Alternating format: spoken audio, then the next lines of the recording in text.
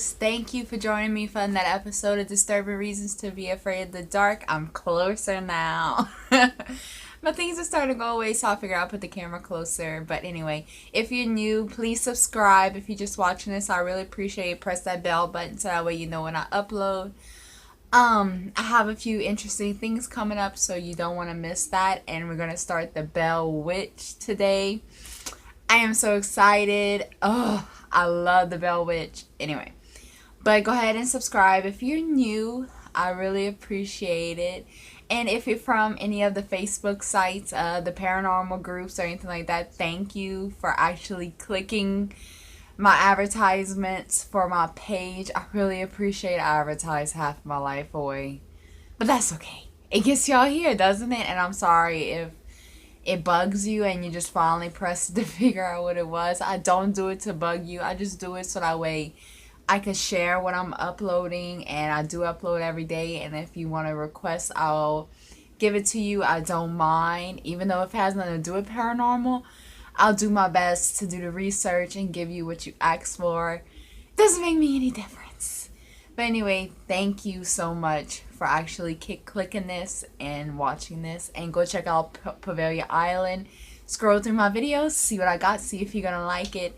And yes, my hair is growing so fast. I just keep looking at it. I'm not modest or nothing. I'm just saying. Anyway, let's go ahead and get started. And I like this candle because it's like, I don't know. I love this candle. I love these big candles. I didn't make this, by the way.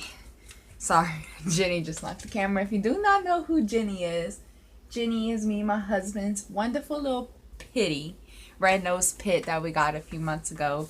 She is massive. Well, she's not a pit bull massive or nothing like that, a bull massive.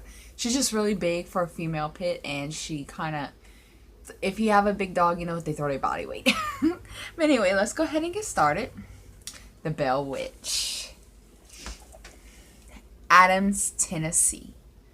In 1817 was the site of one of the most well-known hauntings in American history, so well-known that it eventually called the attention and then the involvement of a future president of the United States.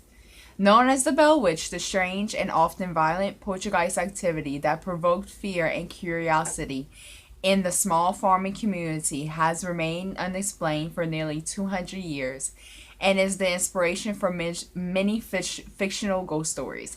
And by the way, it is the prime reason that they made the movie American Haunting. I think it was American Haunting. I don't know. I'm not sure, but I'll put a picture up here to show y'all which movie it is, so that way y'all can go check it out. It's a really good movie. The facts of the Bell Witch case share little in common with the mythology created for the Blair Witch Project, except they both attracted a great deal of public interest. And because it really happened, the Bell Witch is far scarier. And yes, I'm reading from mine. This is mine. If you see, I have I do this research. I do this almost every day. Sometimes I record 2 videos so that way I don't have as much for the next day. But yeah, this is all mine. I do it. I'm not reading from my phone. I record on my phone. Okay, let's finish. Historical records of the Bell Witch. One early account of the Bell Witch haunting was written in 1886 by historian Albert Virgil Goodpasture. In his History of Tennessee, he wrote in part, "A remarkable occurrence which attracted widespread interest was connected with the family of John Bell, who settled near what is known now as Adams Station about 1804. So great was the excitement that people came from 100 miles around to witness the manifestations of what was popularly known as the Bell Witch. This witch was supposed to be some spiritual being having the voice and attributes of a woman. It was invisible to the eye, yet it would hold conversation and even shake hands with certain individuals. The freaks it performed were wonderful and seemingly designed to annoy the family. It would take the sugar from the bowls, spill the milk, take the quilts from the bed, slap and pinch the children, and then laugh at the victims. At first it was supposed to be a good spirit, but its subsequent acts together with the curses with which it supplemented its remarks provoked the contrary. A volume might be written concerning the performance of this wonderful being, as they are now described by contemporaries and their descendants. That all this actually occurred will not be disputed, nor will be a rational explanation be attempted. What was the Bell Witch? Like most stories, certain details vary from version to version, but the prevailing account is that it was the spirit of Kate Bates, a mean old neighbor of John Bell, who believed she was cheated by him in a land purchase. On her deathbed, she swore that she would haunt John Bell and his descendants. The story is picked up by the Good Book for Tennessee, published in 1933 by the federal government's Work Project Administration. This is a piece of it. Sure enough, tradition says the Bells were tormented for years by the malicious spirit of old Kate Bates. John Bell and his favorite daughter Betsy were the physical targets. Toward the other members of the family, the witch was either indifferent or, as in the case of Miss Bell, friendly. No one ever saw her, but every visitor to the Bell home heard her all too well. Her voice, according to one person who heard it, spoke at a nerve-wracking pitch when displeased, while at other times it sang and spoke in low musical tones. The spirit of old Kate led Johanna Bates Bell and a merry chase. She threw furniture and dishes at them. She pulled their noses, yanked their hair, poked needles into them. She yelled all night to keep them from sleeping and snatched food from their mouths at mealtime. That's mean. Like, if I'm trying, like, I got this condition that's called hangry. I don't know if anyone has that, but I get to the point, if I'm hungry enough, I'll get mean. Like, I'm quiet. If you ask me something, I'll cut you off. Like, don't talk to me. I'm hungry. Like, and you better feed me, or I'm a lioness. Like, I'll rake you alive. Like, I can't. I'm not a skinny person. I'm not a big person. So whenever I get hungry, it's like my body's like, okay, I ain't got much to eat off of. So you better get some food in me, or I'm gonna start eating your liver, your kidney, anything I can get a hold of. I don't know if that actually happens, but it feels like it to me sometimes. I don't know if it does to anyone else, but it gets mean. So they better not do that to me, because I'll get angry too. Andrew Jackson challenges the witch. So widely spread was the news about the Bell Witch that people came from hundreds of miles around hoping to hear the spirit's shrill voice or witness a manifestation of its foul temper. When word of the haunting reached Nashville, one of its most famous citizens, General Andrew Jackson, decided to gather a party of friends and journey to Adams to investigate. The general, who had earned his tough reputation in many conflicts with Native Americans, was determined to confront the phenomenon and either expose it as a hoax or send the spirit away. A chapter in M.V. Ingram's 1894 book, An Authenticated History of the Famous Bell Witch, considered by many to be the best account of the story, is devoted to Jackson's visit.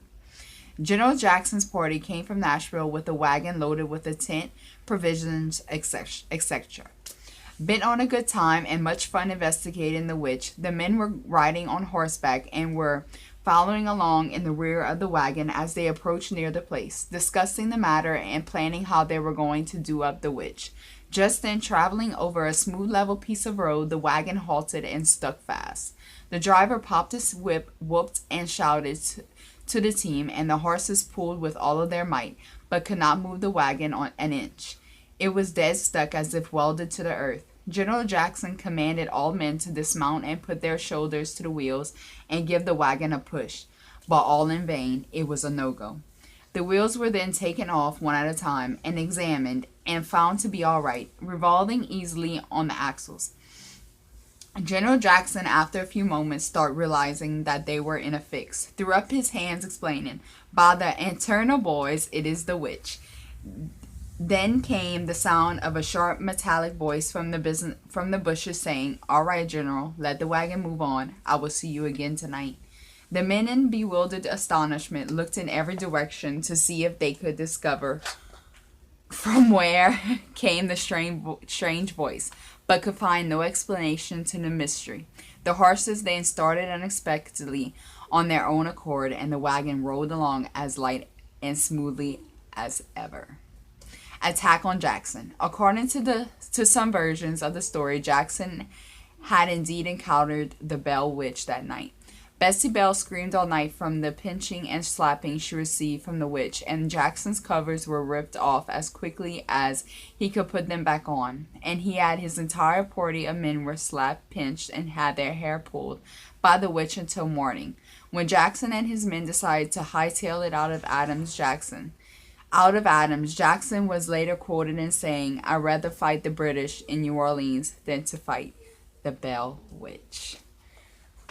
That's so crazy. I love the real accounts because it makes it so real, and especially as someone as well known as General Andrew Jackson. I mean, he was a president. I say that right? Yeah, I'm gonna just say Jackson. I don't think I said his name right, and I just read it. Especially someone as Jackson. I mean, he was a president of the United States, so you know his accounts are real. Not saying that theirs aren't, but that's such a well-known story that you have no choice but to believe. Oh my God, that happened. Like, it's craziness. But I hopefully have enough pictures to put up here for you. I'm not going to put a lot because I'm going to have to, that's not the end of it. Like, I have pages and pages on the Blair Witch, but I can't put them on here now because I only have 15 minutes because I'm recording on my phone. I've said this 1,000 times, and I'm going to say it again so that way you all know I'm just not jipping y'all out of the story and keeping y'all hanging on. I just can't record them all, and I don't have enough time in a day being a wife and having a son, having to take care of a home. I don't have enough time in the day to record multiple videos. I did at first, and I found out it took a lot of my time, especially at the time of the research, because I try to take at least a day off. Like, I do slime Sundays with my son. So if you didn't know that, go ahead and check out my videos. I have them in a playlist to make it easier for you, and I also have Pavelia Island in a playlist to make it easy for you to access. But yeah, that's why I kind of take a day. And Saturdays, I don't record. I record Friday. I record 2 videos. So that way I don't have to. I just have to edit. And that way I have family time. I mean, I don't want to overload myself. And that way I can make a stretch. Because sooner or later, I'm not going to only do paranormal videos. I want to do like life hacks. And I'm not a beauty guru like some people like to say. I don't like to wear makeup. As you can see, I do not have none on. Nothing, so I'm not really into that, but I like to try it every once in a while. So yeah, so I want to try to do other videos, but like my main concern is paranormal. Like I enjoy the paranormal. I am a paranormal investigator. I used to investigate in Louisiana, but we moved to Alabama, and I have to join a investigating team, and I have not yet because I'm young and people don't gravitate to young people too much because I don't know, I've sent letters. So if you're watching this and you're in Alabama, contact me. Like, I would love to learn the way you do things. Like, I'm willing to learn and share my equipment. I do not mind. But anyway, thank you for watching, and please stay tuned for the next video. I'll have that up tomorrow, and I have a very interesting one coming up, so please stay tuned for that. Go check out my other videos. Like, comment, subscribe, requests I take. And y'all, please have a good evening. And remember, stay scared, Maniculoos.